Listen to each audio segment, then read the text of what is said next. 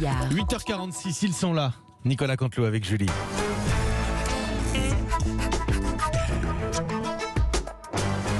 C'est presque de l'info, c'est la revue de presque de Nicolas Canteloup. Allez Mathieu Béliard, c'est à vous pour les titres de l'actu. Oui, ma chère Julie. Bonjour à tous, bienvenue sur Europe 1. L'info du jour, c'est bien sûr la réouverture des terrasses. D'ailleurs, on en parlait avec Jimmy Mohamed, l'importance de bien dormir, le réseau Morphée pour bien dormir. Je peux vous dire qu'après ce qu'on s'est vu avec certains des potes, c'était plutôt le réseau Morflé, nous. Mais bon, bref, les terrasses, vous l'avez compris, prises d'assaut par les Français. Il était temps, content de revenir en terrasse. Et c'est vrai que... Bah oui, Non, mais arrêtez, mais ça suffit avec vos terrasses, enfin. Mais c'est quoi cet amour des terrasses, là? Vous êtes tous devenus des Xavier Dupont de Ligonnès ou quoi? Oh là là. Hein, les médias depuis hier, ils n'ont que pour les terrasses partout. Et les musées alors, hein? Et mon patrimoine, ils sont le pâté, mon patrimoine? Parce que j'ai les chiffres. Hier, personne n'est allé visiter, ma chère Julie, le musée de la Meule de Foin à Saint-Génis-du-Fumier. Personne. Oh. L'exposition pneus d'hier et d'aujourd'hui sur le parking des usines Michelin de Clermont-Ferrand. Il n'y avait personne. Alors qu'on a quand même réussi à réunir plus de 2500 pneus de 1865 à nos jours, les premières Ça doit être automobiles. magnifique. Mais oui. Ah, ça, pour se mettre des murs, il y a du monde, mais pour se cultiver avec des pneus et des meules de foin, il n'y a plus personne. Oui, c'est vrai de remettre les vraies valeurs. Merci Stéphane, on promet. Allez, on fera un effort. Et puis, l'autre info, c'est cette manifestation de policiers hier qui a rassemblé, vous savez, 35 000 personnes selon les organisateurs et 35 000 personnes selon la police. Oui. Pour une fois, ils sont d'accord. C'est pas si souvent. 35 000 personnes, mais vous l'aurez noté, pas Jean-Luc Mélenchon. Jean-Luc Mélenchon qui a qualifié cette manifestation de factieux. Bon, on lui souhaite de pas se faire stopper pour excès de vitesse dans les jours à venir. Parce que, si les flics le chopent, même à 2 km/h de trop, ils vont se régaler. Hein. Jean-Luc Mélenchon, il va finir 3 jours dans une cellule en garde à vue, en slip cravate, entouré de 25 trafiquants. C'est ça, vu l'état dans lequel il a mis les policiers, même s'ils oublient, il a oublié de mettre des pièces dans le parc-mètre, ils vont le mettre sa voiture à la broyeuse, c'est évident.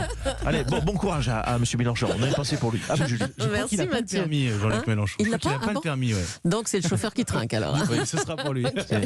Content, il a pété ma vanne. Allez, c'est bon. Immunité, non, c'était pour vous répondre, Nicolas. On Mais va c'est moi refaire. qui parlais, c'est moi, Mathieu. Ah oui, non, mais on a cette espèce de talent. Oui. Bon allez, on va On est revenir paumé. justement Je vous parle à sur... moi-même, là, c'est ça? Voilà. On revient justement sur la manifestation des policiers qui a eu lieu hier, donc une manifestation où presque tous les camps politiques étaient présents. Ouais, salut Julie, salut Mathieu, salut à tous, bienvenue dans 50 minutes d'Inside. Effectivement, tous les stars de la politique étaient à cette manifestation hier. Il y avait un petit parfum Festival de Cannes, c'était The Place to Be. On a vu Valérie Pécresse, Laurent Wauquiez, superbe cravate bleue, Laurent Wauquiez, Jordan Bardella en costume cintré, aussi cintré que sa patronne, Éric Zemmour, Jean Lassalle, Jean-Marie Bigard, Jean Messia et Philippe de Villiers étaient également présents. Oui, on aurait dit le début d'une blague, mais non, on dirait le futur de gouvernement de Marine Le Pen. C'est bien, c'est rassurant. Et à gauche alors, il y avait qui à gauche? Alors à gauche, il y avait du monde à gauche. Il y avait bien sûr le communiste Flavien Troussel. Non, c'est... non, Fabien Roussel. Voilà. Roussel. Fabien Roussel. Oui, c'est écrit en petit sur ma fiche, c'est pour ça. Olivier Faure était également là, du Oui. Parti Socialiste. Bon, là, je suis pas le seul à pas le reconnaître. On a eu également Gérard Lanvin qui a fait un discours, dans la lignée de son dernier album. Et puis la superstar de cette manif, Gérald Darmanin, qui manifestait contre son propre gouvernement. Allez, ne soyons pas de mauvaise foi, Nico. Il manifestait pour aider les policiers, pour les soutenir, pour dénoncer les suppressions de postes, par exemple. C'est pas incohérent qu'il soit là. C'est vrai, Gérald Darmanin, le principal disciple de Nicolas Sarkozy, manifestait contre les suppressions de postes. Ah oui, mais comme c'est Nicolas Sarkozy qui avait supprimé les postes à l'époque, non, décidément, pas tout à fait cohérent la démarche de Gérald Darmanin. On en parlera plus tard. Merci Nikos. La manifestation d'hier portera-t-elle ses fruits? D'après les spécialistes qu'on entend... Qu'est-ce Ça qu'il y a? m'étonnerait. Les policiers qui manifestent. Oh, les vedettes. Monsieur Régis, notre ami syndicaliste cheminot, bonjour. Mais pourquoi vous dites ça, vous faites? Oui, bonjour à tout le wagon. On va pas se mentir, c'était mou du genou, leur manif. On s'est fait un peu yesh en la regardant, comme disent les jeunes. il y avait du people, mais c'est tout. On aurait dit une série Netflix. Il y a un gros casting, ok, mais on s'emmerde à 100 sous de l'heure. Bon, je les comprends un peu, les policiers. C'est comme faire une fête chez soi. Hein, tu fous moins le boxon quand tu sais que tu devras nettoyer derrière. Mais enfin, quand même. Vous avez l'air tout perdus, les policiers. Il n'y a rien eu de cassé, rien eu de cramé. Comment tu veux marquer les esprits? Pas possible. En tout cas, tous les courants politiques étaient là. Hein. Oh ben super. La manif où les hommes politiques sont dedans, c'est dire si ça leur faisait peur. Ah oui. Moi, je vais leur proposer du consulting manif. Voilà. Oula. Je vais leur vendre du consulting manif. Alors d'abord, j'explique. Oui. D'abord, on crame des palettes. Voilà. Ça, c'est la base. Après, on fait des feux de pneus. Oui, c'est bon Et aussi après, ça. éventuellement, on fait brûler une trottinette par un stagiaire en disant que c'est pas nous. Voilà. Et après, tu bloques tous les trains de banlieue. Et là, le gouvernement, il t'écoute. Oh, ils ont tout à prendre, les gars. Oh, c'est des vedettes. Ah, merci, monsieur Régis. Allez, il était en terrasse hier matin, lui aussi. Le président est avec nous maintenant pour commenter la première journée de réouverture. Oui, bonjour à toutes et à tous. Bonjour. Patron, s'il vous plaît, patron, invitez le citron aussi. Oh là. Oh non, après tout, non, c'est une fête. Allez, c'est la fête. Oui, pardon, oui. Grenadine. Allez, avec une paille. Grenadine avec une paille, la fête. Alors, cette réouverture, c'était l'événement d'hier. Hein. Vous étiez avec Jean Castex. Oui, tout à fait. D'ailleurs, franchement, je ne sais pas trop pourquoi les Français en ont fait toute une histoire de cette ouverture de terrasse. Bah, quand même. Écoutez, j'y ai passé 1 heure avec Jean Castex, mais j'ai connu de meilleurs moments dans l'existence. Enfin, tous les Français n'étaient pas avec Jean Castex. Hein. Ils attendaient avec impatience de ressortir avec des amis. Oui, c'est vrai, les Français attendaient cette réouverture. D'ailleurs, j'ai Oui. les chiffres. Qu'est-ce que vous avez lâché comme fric en terrasse hein au prix où c'est en plus. À ça, d'habitude, vous êtes là, ouais, c'est la crise, on n'a plus d'argent, nanani, nanana. Mais dès qu'il s'agit de vous pochetronner la tronche, vous en trouvez du pognon. Hein. Alors, Gabriel Attal, le porte-parole du gouvernement, a déclaré en interview que vous aviez eu raison pour votre calendrier, malgré ce qu'en disaient l'opposition et les scientifiques aussi. Et ça vous étonne mais bien sûr que j'ai raison. Écoutez, j'ai travaillé mon épidémiologie tous les jours.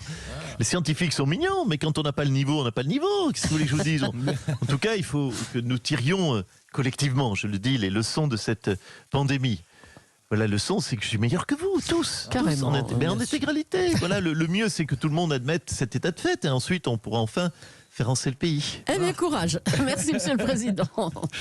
Un sondage révèle que 64% des Français considèrent que le parti Les Républicains ne sert à rien. Ils trouvent qu'il a des positions trop proches, soit du Rassemblement National, soit de La République En Marche. Mais c'est n'importe quoi. Mais c'est biaisé comme sondage. Nadine Morano, bonjour. Ouais, salut. J'y crois pas une seconde. Hein, elle y croit, la Leclerc, elle. Mais c'est tout bidon, franchement. On est utile dans la politique française, franchement. Quelle espèce de taré peut imaginer une France sans Éric Ciotti, sans Christian Jacob, sans Bruno Retailleau? T'imagines, toi, la vie politique sans la Nadine? Ah bah non. Ah Ouais, non. bon, écoute, je veux pas me jeter des fleurs, mais ce serait fadasse, excuse-moi. La droite, c'est quoi? C'est Jean-François Copé, Laurent Wauquiez, Brice Hortefeux, des gens qui ont sublimé l'esprit de Charles de Gaulle, voilà, du grand Charles. Et on comprend que ça vous fasse de la peine. Hein. C'est un parti historique. Mais bien sûr. bien sûr, quand même, 40 ans de vie politique française et qui ont été utiles à la France. Regarde les 2 mandats de Chirac. C'est quand même le président qui a fait... non. Si. Alors là, ça me vient pas tout de suite. Mais pas que. Chirac, c'est bon. Mais ce que je veux dire, c'est qu'on a besoin de cette famille politique. Voilà. Oui, voilà. Merci Nadine Morano. Didier Deschamps a réuni 7 millions de téléspectateurs avant-hier pour l'annonce de sa liste des joueurs pour l'Euro. Il était interrogé par Nathalie Iannetta et Marie Portolano, la journaliste qui avait réalisé le documentaire qui a abouti à la mise au banc de Pierre Ménès, n'empêche. Tu vois, je lui ai rendu service. Oh là là, Bah, j'ai rendu Ménès, service, oui, Pierre excuse-moi, Ménès, bah comment ouais, ça, c'est- vous lui avez rendu service? Allons. La allons. Portolano, ouais, grave, parce que je lui ai mis une main au cul et c'est devenu une star, voilà. Oh là là, Si, stop. faut se rendre à l'évidence. Elle en fait un docu, elle a fait le docu, le machin, là, elle fait le docu, du coup elle fait le buzz derrière. Ben voilà, derrière, la société veut se donner bonne conscience, voilà, et décide que maintenant faut mettre en avant les bonnes femmes, voilà. Ah Et on là l'envoie là là. interroger Deschamps. Hein. J'espère qu'on m'enverra des chocolats là, la mère Portolano, parce que avec la carrière, sans moi, ce serait les photocopies, le café dans un bureau à Canal. À se prendre des mains au cul par des stagiaires seulement. là là, Alors que mais là, ce qu'il faut pas c'est le grand entendre, Pierrot qui lui a mis la main au cul. Voilà, arrêtez, Pierre et la Ménès. carrière a décollé direct. Ah là là, allez, stop. Ouais, non, mais tu crois qu'on lui redonnait sa chance, sinon la Portolano, ben t'en as vu beaucoup, t'as des gonzesses en commentaire ou autour des tables de consultants, non, tu rêves, comme quoi, tu vois, on dit que je suis un bof, un macho et tout le pataquès, n'empêche que si on met les femmes en valeur aujourd'hui, c'est grâce à des gens comme moi. Et j'espère que de là-haut, Simone de Beauvoir, elle a les tétons qui pointent, parce que c'est Pierrot qui fait bouger la société, Allez, je te le ça dis. suffit. Pierre Ménez, allez, c'est bon, allez. On risquerait de progresser. Merci beaucoup Julie et Nicolas Canteloup, la revue de presse qu'à retrouver sur europe1.fr à 8h50.